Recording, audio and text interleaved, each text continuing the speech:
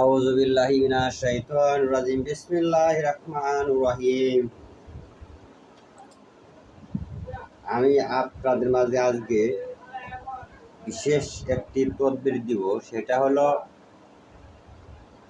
হোক সে স্বামী স্ত্রী, হোক সে প্রেমিক প্রেমিকা, হোক সে অবৈধ সম্পর্ক, যে কোনো বিষয় অবৈধ সম্পর্ক বা দুইজনের মধ্যে বিচ্ছেদ করাতে পারবেন। বিচ্ছেদ করা নিয়ে একটি শক্তিশালী পরীক্ষিত দোয়া বা আমল দিতেছি। এটা কোরআনি আমল, কোরআনি লাইন দিয়ে। এটা কিন্তু অন্যায়ভাবে কারোর উপর প্রয়োগ করবেন না, যাতে করে একজনের সংসার বিচ্ছিন্ন হয়ে যায়। এই জন্য অনুরোধ করব, শুরু থেকে ভিডিওটি শেষ পর্যন্ত অবশ্যই দেখবেন।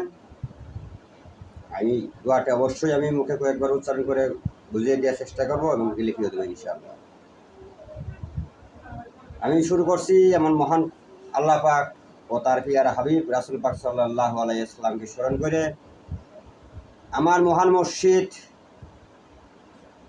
অরিকুরে সুরেমণি সুলতানুল আউলিয়া জামানার মহান মুজাদ্দেদ দয়াল বাবা দয়াল পীর কিবলা আজমকে স্মরণ করে,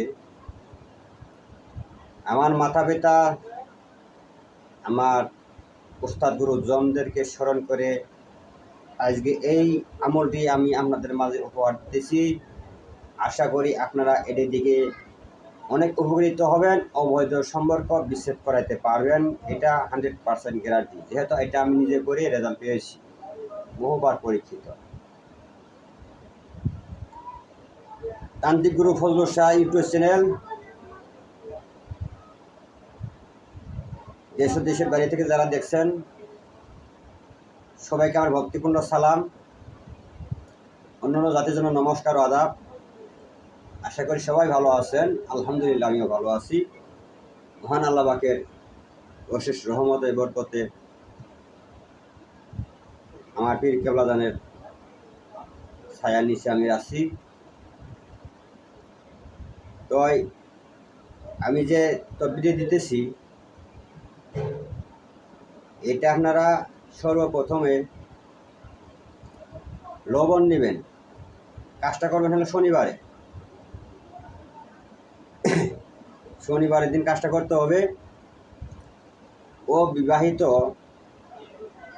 মেয়ে, অর্থাৎ ছোটো বাচ্চা, অবিবাহিত মেয়ে, কুমারী মেয়ে, এই কুমারী মেয়ের দ্বারাই লবণের যে ডিব্বা আছে, লবণের ডিব্বা বা লবণের প্যাকেট থেকে এই 3 আঙ্গুল দিয়ে, এই 3 আঙ্গুল, এই যে দেখেন, এই 3 আঙ্গুল দিয়ে এইভাবে 1 চিমটির লবণ 3 আঙ্গুল দিয়ে যতটুকু উঠে নিয়ে লবণটা নিয়ে আপনি আপনার জায়গা স্থানে বসে পড়ুন। তারপর আমি একটা দোয়া বলবো। এই দোয়াটা আপনারা আঙ্গুলে গনে গনে 21 বার পাঠ করবেন।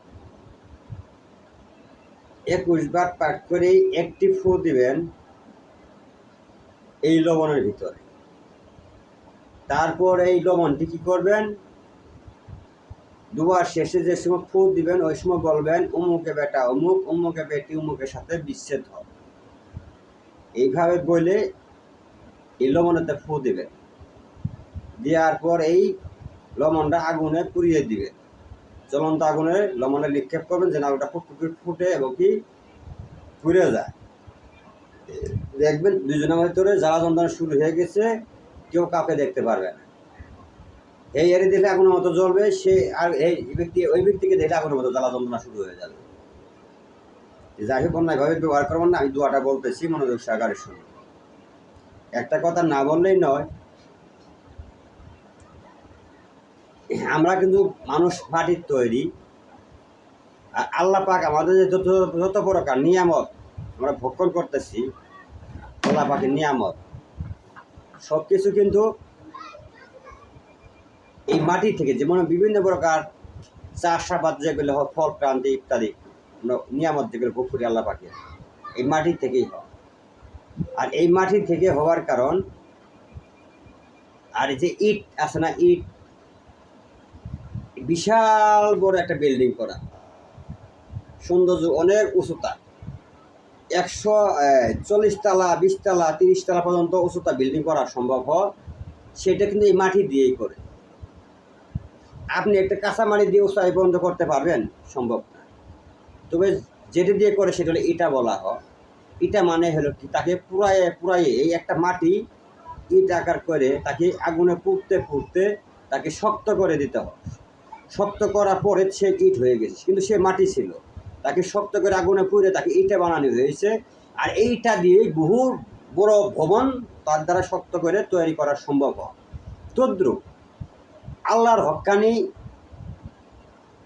উলিয়াগণ একজন মুরিদ সন্তানকে তেমনি তাইভাবেই বিভিন্ন প্রকার তাকে কষ্ট, আঘাত, যন্ত্রণা, শাস্তি দিয়ে তিলে তাকে সহ্য করার মতো, ধৈর্য ধারণ করার মতো পরীক্ষা নেওয়ার পরে সে যখন ধৈর্য পরীক্ষা পাশ করতে পারে, তখন আল্লাহর রহমতে পীর আউলিয়াদের, হক্কানি আলেম পীরদের ওই রহমতের হাত, রহমতের ছায়া ওই মুরিদের পরি, ওই রুহানি সন্তানের প্রতি হাতের ছায়া থাকে, নজর থাকে।